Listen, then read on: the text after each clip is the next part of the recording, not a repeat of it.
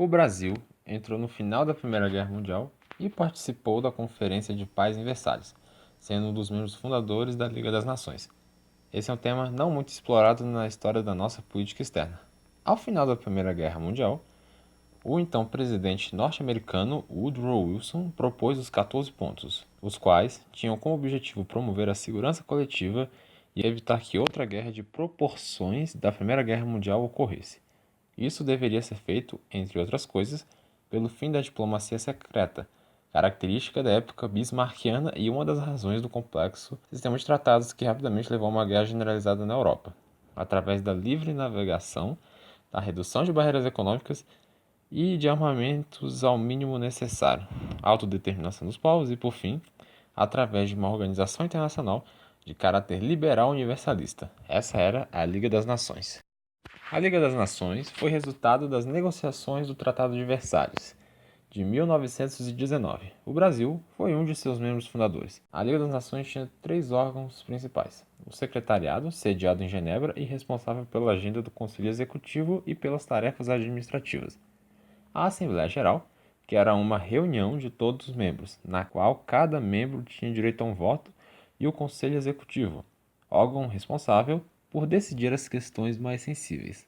Havia sido projetado, ao menos inicialmente, 5 membros permanentes e 4 não permanentes. Todos tinham poder de veto, e não havia regulamento específico para a reeleição dos membros não permanentes, os quais na prática tiveram de ser eleitos anualmente pela Assembleia Geral. O Brasil conseguiu ser sucessivamente reeleito ao longo de vários anos. O que foi mais característico da participação brasileira na Liga das Nações foi sua tentativa de ser membro permanente no Conselho Executivo. Ao longo dos anos, muitos países propuseram mudanças na estrutura do Conselho. Contudo, algo interessante de se notar é que a proposta não partiu do Brasil. O Chile, por ocasião da Segunda Assembleia em 1921, quando ainda no governo de Epitácio Pessoa, havia proposto que se acrescentassem 2 membros permanentes, Espanha e Brasil, de modo a dar voz no Conselho a todas as grandes correntes políticas da Assembleia. No entanto, foi no governo de Arthur Bernardes que a entrada no Conselho como membro permanente virou meta prioritária. Seu mandato durou de 1922 a 1926. Nesse período, internamente, as oligarquias estavam começando a ser contestadas, tratando-se de um período de grande instabilidade política e de grande atividade artístico-cultural, tendo como, por exemplo, a Semana de Arte Moderna de 1922. É muito importante ter isso em conta, uma vez que o governo estava muito preocupado com sua imagem diante da opinião pública, formulando sua política externa de dentro para fora, tomando fatos internacionais de acordo com uma perspectiva nacional, mesmo com as ações da Liga das Nações ocorrendo em um lugar totalmente desconectado da realidade brasileira.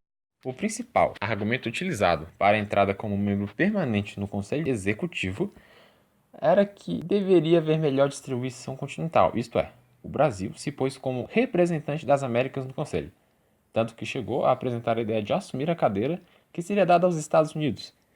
Além disso, apresentava-se como representante das potências menores, argumentando que todos os estados eram iguais juridicamente e que, portanto, a voz de todos devia estar representada. Mas o que deu errado com a candidatura brasileira? Por que não conseguimos? Talvez a análise neorrealista possa nos ajudar a encontrar uma causa para essa pergunta. Kenneth Waltz, grande nome dessa corrente teórica, defendia que os estados são unidades que em seus territórios nacionais cumprem as mesmas funções. Vivem em um mundo anárquico sem autoridade superior e possuem capacidades econômico-militares distintas. Além disso, os estados são atores racionais que buscam sua sobrevivência e poder. Os atores de maior capacidade determinam o cenário de ação para os demais e para si mesmos. E esse cenário, por sua vez, cria uma estrutura que constrange a ação dos atores. Dessa forma, as organizações internacionais refletem a distribuição de poder entre seus membros, não possuindo autonomia verdadeira. A Liga das Nações foi inicialmente projetada para ser de caráter liberal universalista. Contudo, o Congresso norte-americano não aprovou a ratificação do Tratado de Versalhes. Dessa forma, justamente quem projetou o organismo não ia participar dele. Com a ausência norte-americana, o Conselho Executivo da Liga se converteu em uma reedição do Concerto Europeu, baseado principalmente no equilíbrio de poder e na força econômico-militar. O Brasil não tinha capacidade de se equiparar às grandes potências e romper com essas limitações sistêmicas, isto é, não éramos um dos atores que determinavam o cenário de ação, e fomos, portanto, constrangidos pelo sistema internacional. O Conselho foi desenhado para refletir o equilíbrio de poder e, por essa razão, jamais nos deixariam entrar naquele órgão como membro permanente, ou seja, em grande medida, fatores que estavam fora do controle dos policymakers brasileiros condicionaram a consecução ou não de seus objetivos. Os eventos de 1926 demonstram claramente que o pleito brasileiro era irrealista naquelas condições. No ano anterior, após a Sexta Assembleia, Grã-Bretanha, França, Alemanha, Itália, Bélgica, Tchecoslováquia e Polônia reuniram-se em Locarno e aprovaram uma série de tratados relativos a questões de segurança nacional, os quais só entrariam em vigor após o tratado ser depositado em Genebra e a Alemanha entrar na Liga das Nações, convocando-se uma Assembleia Extraordinária para março de 1926.